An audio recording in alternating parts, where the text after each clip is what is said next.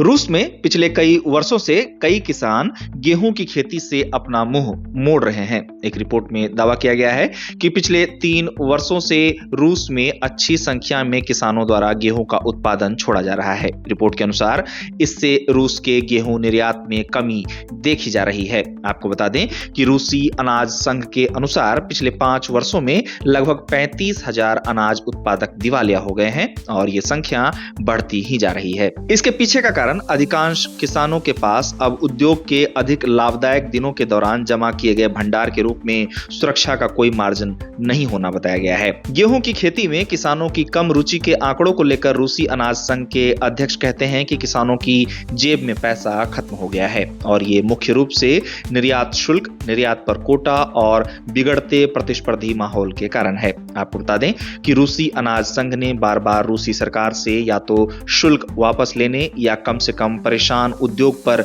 वित्तीय बोझ को कम करने के लिए इसका अनुमान लगाने के लिए इस्तेमाल किए गए फॉर्मूले को संशोधित करने का आह्वान किया है। हालांकि अभी तक सरकार द्वारा इस दिशा में कोई कदम नहीं उठाया गया है। रूस में गेहूं की खेती में किसानों की रुचि दिन प्रतिदिन कम होने को लेकर रूसी विशेषज्ञों का कहना है कि ये स्पष्ट है कि ऐसा क्यों हो रहा है, क्योंकि 2024 में अनाज निर्यात शुल्क से अनुमानित 133.9 बिलियन रूबल की कमाई हुई है और इस वर्ष पूर्वानुमान 187 बिलियन रूबल का है। एक्सपर्ट्स कहते हैं कि रूस के यूक्रेन पर आक्रमण और वैश्विक कच्चे तेल की कीमतों में गिरावट से जुड़े पश्चिमी प्रतिबंधों के बीच बजट घाटे का सामना कर रहे रूस के लिए आय का ये महत्वपूर्ण स्रोत है। गौरतलब है कि रूस दुनिया के प्रमुख गेहूं उत्पादक देशों में से एक है, लेकिन हालिया वर्षों में कई किसानों द्वारा गेहूं की खेती से मुंह मोड़ना चिंता का विषय है। एक्सपर्ट्स कहते हैं कि रूसी सरकार को इस दिशा में समय रहते प्रयास करने की आवश्यकता है,